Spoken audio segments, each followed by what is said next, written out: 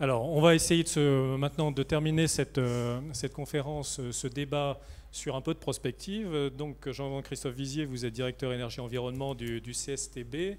Vous êtes un expert du domaine du bâtiment et de l'énergie dans le bâtiment. Vous collaborez à beaucoup d'études et de sujets, même au niveau de l'Agence internationale de l'énergie.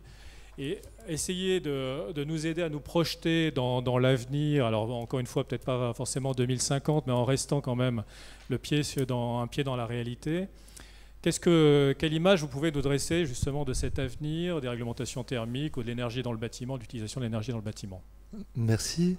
Je vais parler à la fois de réflexions qu'on a au CSTB, mais aussi de réflexions qu'il y a eu dans le groupe Réflexion Bâtiment Responsable qui s'est réuni dans le cadre du plan bâtiment durable et qui vient de remettre son rapport qui s'appelle Embarquement immédiat pour un bâtiment sobre, robuste et désirable. Vous voyez, il y a de l'envie, qui vient de remettre son rapport au bureau du plan bâtiment. Donc, quand on regarde les choses et quand on parle de réglementation, on parle beaucoup de réglementation bâtiment neuf et bâtiment existant. Alors j'ai une boutade, des fois je dis un bâtiment neuf ça n'existe pas, sinon c'est un bâtiment existant. Mais première idée, c'est que il va falloir qu'on change un peu de point de vue en se disant que l'enjeu, c'est le bâtiment responsable, c'est un bâtiment où il y a des gens dedans. Alors quand on parle de réglementation, on a tendance à le penser de manière très conventionnelle. Et le premier défi, ça va être de se mettre en prenant l'utilisateur au centre de la question. Alors quand on regarde le point de vue de l'utilisateur, c'est d'abord un bâtiment donc en exploitation. Le sujet qu'on a, c'est pas les bâtiments en construction, en rénovation, ça va être clairement les bâtiments en exploitation. Alors la première chose que regardent les utilisateurs, c'est les sujets de confort. Alors, on a parlé confort d'été déjà dans les réglementations thermiques, de plus en plus de santé. On sent que ces problèmes, notamment de qualité de l'air intérieur, sont en train de monter. Alors il y a des évolutions extrêmement rapides. Depuis qu'il y a une étiquette sur les produits de construction qui permet de voir les émissions de polluants par les produits, on s'aperçoit dans les tests qu'on fait en laboratoire que les produits s'améliorent très très vite. Mais donc ça va poser des questions sur comment, notamment sur les problèmes de ventilation, on va intégrer ces aspects confort thermique, ventilation, mais aussi sur le plan énergétique, éclairage, voire acoustique, mettre des équipements dans les logements, ça a aussi des impacts. Donc, partir de ça. Deuxième idée, c'est que de plus en plus, on a dit aux gens, vous allez avoir des bâtiments basse consommation. BBC, bâtiments basse consommation. Les gens ne sont pas spécialistes, ils achètent ou ils louent, et puis arrivent les factures. Donc, de plus en plus, on va avoir un besoin de se rapprocher de ce qui est la totalité du budget énergétique des ménages dans leur logement. Alors sur cette facture, c'est compliqué parce qu'il y a une partie qu'on maîtrise à la construction et puis il y a une partie qu'on maîtrise moins. Ce que les gens mettent comme télé, on ne maîtrise pas. Par contre, il y a probablement des réflexions. C'est quand même dommage d'avoir mis un système de production d'eau chaude sanitaire très performant et puis d'utiliser pour faire sa lessive ou sa vaisselle de l'électricité qui est utilisée par une résistance directement dans la machine à laver ou la machine à laver le linge. Et là, il y a des évolutions de système à penser pour que ces énergies renouvelables, on les utilise plus largement.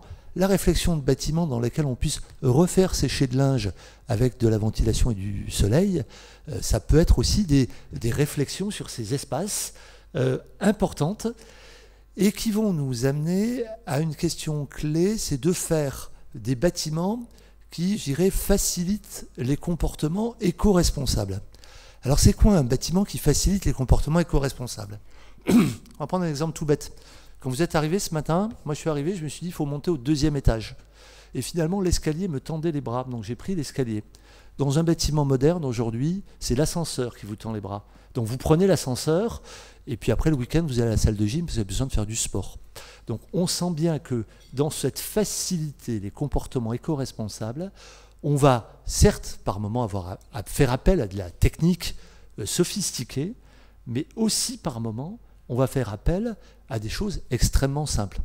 Quand je sors de chez moi, je lance l'alarme avec un bouton, mais je n'ai pas le système qui considère que mon logement est inoccupé et que donc il faut qu'il se mette en mode veille complet. Ça n'est pas là. Donc on sent bien que là, on va probablement avoir un besoin de faire émerger des solutions qui vont permettre à la fois d'avoir cette sobriété qu'appelle Négawatt de ses voeux, avec des technologies très simples à mettre en œuvre, mais aussi, bien sûr, à maintenir. Donc ça, c'est le premier point de vue prospectif, c'est mettre l'occupant au centre. Hein. Le deuxième point de vue, quand on regarde la planète maintenant, quand on regarde, les Américains disent souvent people, planet, business, donc là, si je regarde l'aspect planète, ça va être d'élargir le point de vue. On a travaillé beaucoup sur les usages de la réglementation thermique. En 1974, il y avait 3 problèmes. Le chauffage, le chauffage et le chauffage. Et puis, à force d'avoir travaillé là-dessus, on a vu les schémas que vous avez présentés tout à l'heure, on a vu qu'on a réduit considérablement les consommations de chauffage. On est en train de travailler les consommations d'eau chaude. Quand vous prenez un système solaire ou un chauffe-eau thermodynamique, vous divisez en gros par 2 vos consommations d'eau chaude.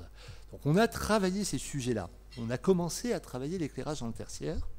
Mais il y a des sujets qu'on a... On ne divise pas par 2 la consommation d'eau chaude, mais la quantité d'énergie nécessaire à produire la même... Vous avez raison.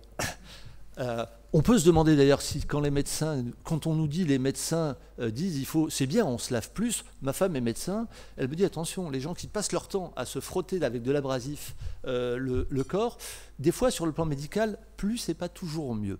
Donc il faut qu'on fasse attention à cet aspect sobriété. Des fois on a une tendance à être toujours dans le plus.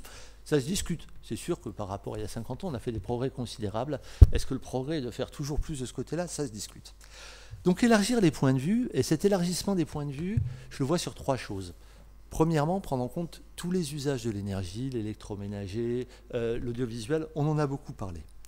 Le deuxième point qu'on n'a pas vu sur les schémas, mais qui est très important, dans un bâtiment qui fait 50 kWh au sens de la RT, vous avez l'énergie qu'il a fallu pour construire le bâtiment, l'énergie grise, qu'on appelle l'énergie grise, qui peut représenter 30 à 40 kWh par mètre carré et par an. Alors vous la consommez d'une seule fois, bien sûr, c'est au moment où vous mettez ça en place. Alors, quand vous intégrez l'énergie grise, il y a plusieurs choses qui rentrent en jeu, qui se mettent à changer dans les réflexes. Premièrement, ce bâtiment existant, dont on disait, oh là là, regardez le label BBC pour les bâtiments existants, il est à 80 kWh par mètre carré et par an. Donc un bâtiment existant, même rénové, c'est moins bon qu'un bâtiment neuf. Ah oui, mais n'oubliez pas que l'énergie grise qu'il a fallu pour construire le bâtiment, elle a déjà été investie. Vous n'avez pas à les réinvestir. Et donc dans ces choix, bâtiment neuf, rénovation, ça peut changer des choses de manière relativement importante. Autre point, quand on regarde tout l'effort qui a été fait pour réduire les consommations, on s'aperçoit qu'aller gratter encore 1 kWh sur le chauffage ou sur l'eau chaude, ça commence à coûter cher. Et là, on se dit que gratter quelques kilowattheures sur l'énergie grise, ça va peut-être coûter moins cher qu'aller les gratter aux endroits où on a déjà travaillé. C'est classique.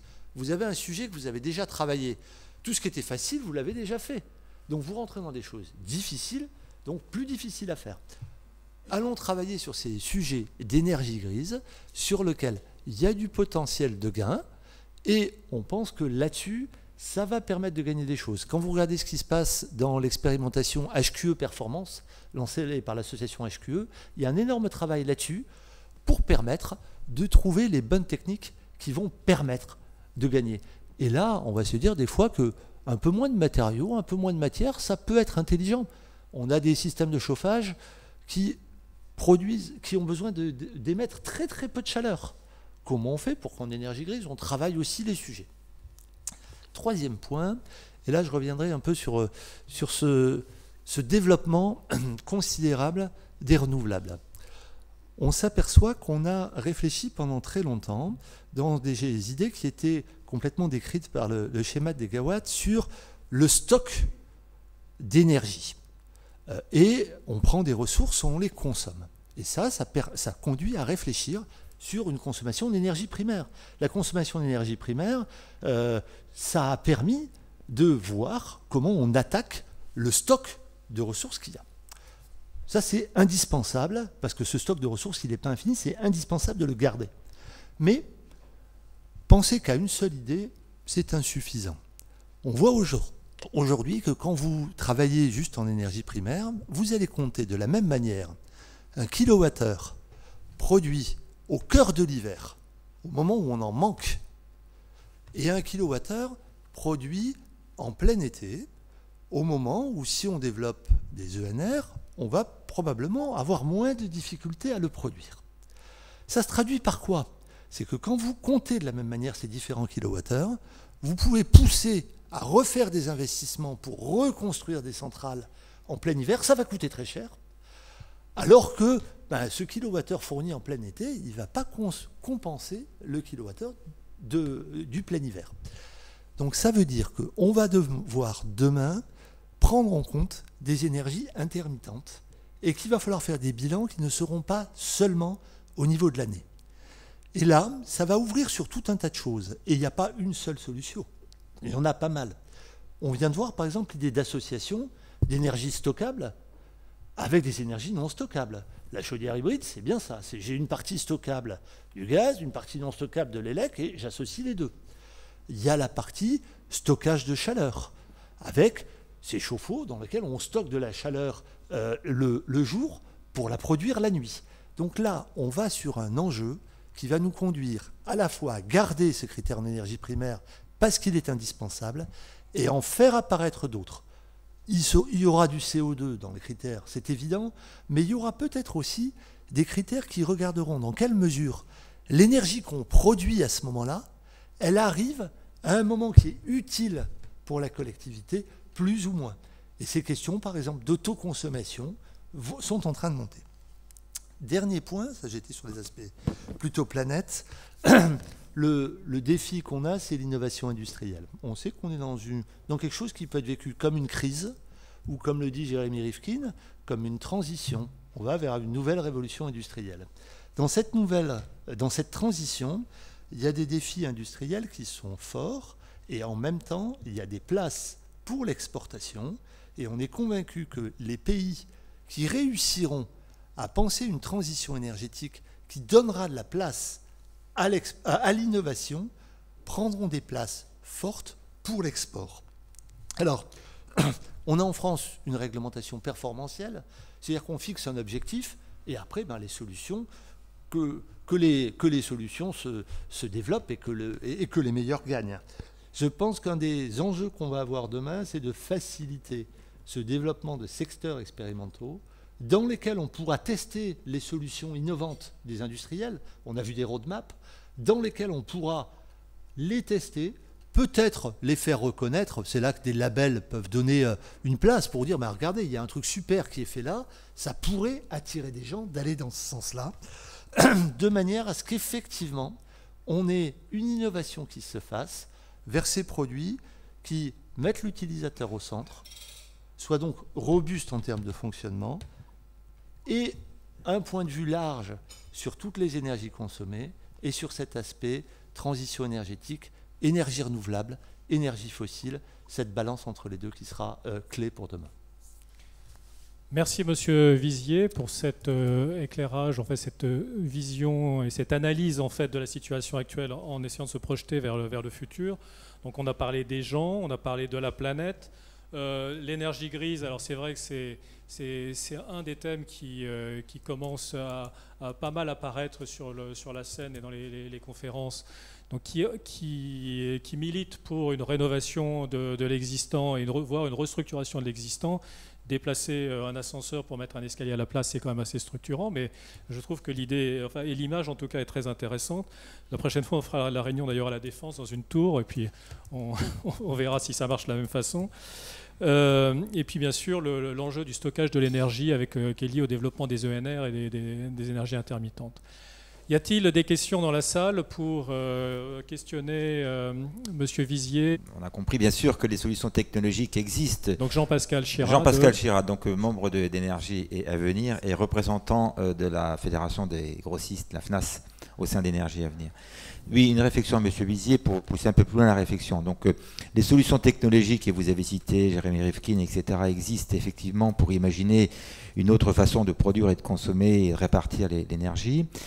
Par contre, est-ce que vous pouvez, notamment au CSTB, modéliser un peu, on va dire, répartir dans le temps à venir les différentes solutions technologiques pour imaginer comment, entre maintenant et les années où, idéalement, ces solutions seraient déployées, comment les choses vont pouvoir se passer. C'est ça qui nous intéresse aussi en termes de gestion de proches à venir. Vous savez que le CSTB, depuis longtemps, a été porteur de règles plutôt performantielles. Et on a fait un choix très, très net, c'est de dire ce qui fait avancer, c'est la diversité. On parle beaucoup de biodiversité. Ce qui fait avancer, c'est la diversité, le fait que les gens se poussent les uns les autres à progresser. Je prends un exemple. Prenez les parts au cours des 5 dernières années dans les bâtiments BBC du chauffe-eau à accumulation et du chauffe-eau du chauffe-eau solaire et du chauffe-eau thermodynamique. Vous voyez qu'il y a entre ces deux technologies une compétition qui est en cours, qui fait que les parts de marché évoluent et que chaque fois qu'il y en a un qui progresse, il prend des parts de marché plus fortes, ça pousse l'autre à progresser. Ça me paraît être la voie libérale qui nous permet d'avancer là-dessus. Et donc, je me garderai bien de dire quelle est la techno pour demain. Quand on dit, par exemple, on va avoir besoin de gérer les solutions intermittentes, l'énergie intermittente, des acteurs vont me dire, le sujet majeur, c'est de stocker l'électricité dans les chauffe-eau. Et d'autres me diront, on va avoir des systèmes hybrides. Mais c'est très bien qu'il y ait ces différents systèmes. Notre rôle au CSTB, c'est juste de pouvoir évaluer les performances des systèmes pour que les maîtres d'ouvrage ou les bureaux d'études puissent les comparer en disant ben, si je mets ça, je vais gagner ça, si je mets ça, je vais gagner ça, et pouvoir faire des choix. Parce qu'il est, vous savez bien, quand on voit ce qu'amènent les solutions de chacun des industriels, elles ont tellement de... Chacun est tellement sûr de sa performance que si j'additionne les gains en économie d'énergie de chacun des systèmes mis sur le marché depuis 20 ans, il n'y a aucun doute, tous nos bâtiments sont depuis longtemps énergie positive. Donc le rôle qu'on a, c'est juste d'aider à être un peu le tiers de confiance qui dit, ben voilà, on évalue et voilà ce que donne telle solution par rapport à telle autre.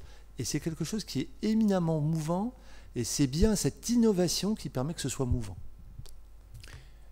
Merci beaucoup. Une autre question? Donc il est le temps maintenant de conclure, il est presque 10h30. Ah pardon, Nathalie. Si je peux apporter juste une précision quand même, il y a deux choses. Je voudrais quand même dire que la réglementation thermique, c'est la seule réglementation qui existe sur laquelle on a un temps de retour sur investissement. C'est quand même important, parce qu'on a plein de réglementations, mais celle-là est super... elle a cet avantage. Et surtout, par rapport à vos questions sur les systèmes énergétiques, on a quand même un outil qui est fabuleux, mais qui est sous-utilisé actuellement, qui s'appelle l'étude sur les approvisionnements en énergie, qui est une étude obligatoire à faire avant le dépôt de PC, qui actuellement, malheureusement, est un peu trop utilisé comme du bachotage, mais qui est un véritable outil d'aide à la conviction pour les maîtres d'ouvrage. Justement, projet par projet, plutôt que de dire « Ah bah tiens, sur ce projet, je sens bien tel type de chaudière ». Bah non, on a cette étude de FESA et justement, vous me posez la question comment faire évoluer la RT 2012, c'est que cet outil soit vraiment un outil d'aide à la décision pour le maître d'ouvrage. Nous, on l'utilise tel quel, où on a complètement fait basculer des convictions de maître d'ouvrage, justement, qui voulait une chaudière bois sur un bâtiment, ce n'était pas du tout adapté. On a réussi à le convaincre d'aller vers de la pompe à chaleur gaz et vice-versa sur d'autres projets. Ce n'est pas pour faire l'apologie d'une énergie par rapport à une autre. Et justement, dans cette étude, on a un critère de coût global qui est très intéressant. Il y a le critère coût d'investissement, énergie primaire, CO2. Donc, elle est très, très complète. Et quand elle est bien faite, ça peut être vraiment super. Bah écoutez, merci, parce que de toute façon, je n'ai pas oublié. J'allais revenir vers vous pour la question sur l'évolution de la RT. Donc, en conclusion, on a vu tout à l'heure avec Emmanuel Berthaud qu'en fait, entre énergie primaire et énergie finale, il y avait une déperdition d'à peu près 30%, 1000 TWh qui se perdaient, qui servaient à chauffer les petits oiseaux, en gros, hein, puisque c'est... Donc les rendements de production d'énergie utile sont, même s'ils sont améliorables, il y a quand même effectivement dans le scénario négawatt, et c'est la réalité de toute façon du bilan énergétique français, et même mondial, il y a donc des déperditions importantes. Sur ce point-là, par exemple, qu'on ait en tête, que vous ayez en tête, que quand on raisonne en énergie primaire, la consommation d'énergie primaire d'une chaudière condensation et d'une pompe à chaleur avec un COP de 3,5, on doit être à peu près au même niveau de rendement en énergie primaire. Alors je me tourne vers les experts. Est-ce que je dis une bêtise? C'est bien les mêmes ordres de grandeur. C'est bien les mêmes ordres de grandeur. D'un côté, on utilise une pompe à chaleur avec du renouvelable, donc soit les calories dans l'air ou dans la géothermie. Et puis d'un autre côté, on utilise une énergie fossile qui peut avoir des sources renouvelables.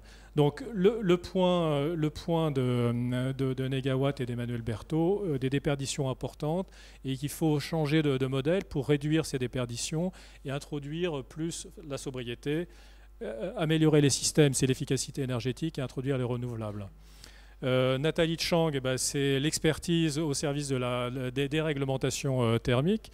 Les réglementations thermiques sont là. Alors, elle touche quand même essentiellement le neuf. Alors, pour moi, il n'y a pas de temps de retour sur une installation neuve puisqu'il n'y a pas de référent. Par contre, on voit ce qu'on gagne par rapport au stock, par rapport au global, mais on ne peut pas calculer un temps de retour sur un produit neuf. Mais donc, il y a un enjeu sur le comportement des gens, sur la formation des utilisateurs et sur la maintenance des bâtiments qui aura vraisemblablement aussi un coût qu'il ne faut pas négliger dans le coût total d'utilisation des nouveaux bâtiments et même des bâtiments à rénover.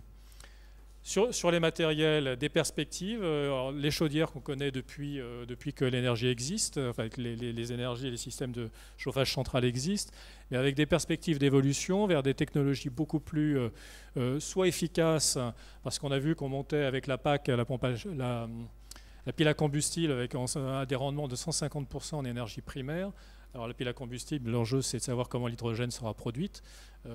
Mais donc il y a entre la chaudière, enfin, le chauffage électrique direct par convecteur et la pile à combustible, on voit qu'il y a tout un gain de rendement en énergie primaire qui est possible de faire et qui forgera sûrement l'avenir énergétique du bâtiment d'ici à 2050. Et puis, la vision prospective de monsieur Vizier et donc du CSTB, mais enfin du groupe RBR, c'est donc intégrer, penser à l'énergie grise, l'énergie qui sert à construire les bâtiments.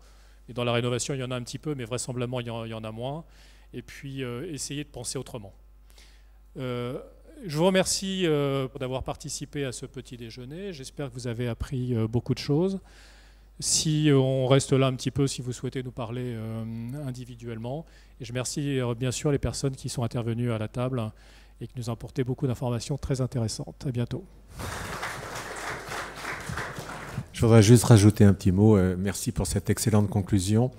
On vous a dit que nous avions fait pas mal d'études. Toutes ces études sont à votre disposition là-bas, je vous le rappelle. Mais on a aussi un site internet où toutes ces études sont téléchargeables si vous le souhaitez.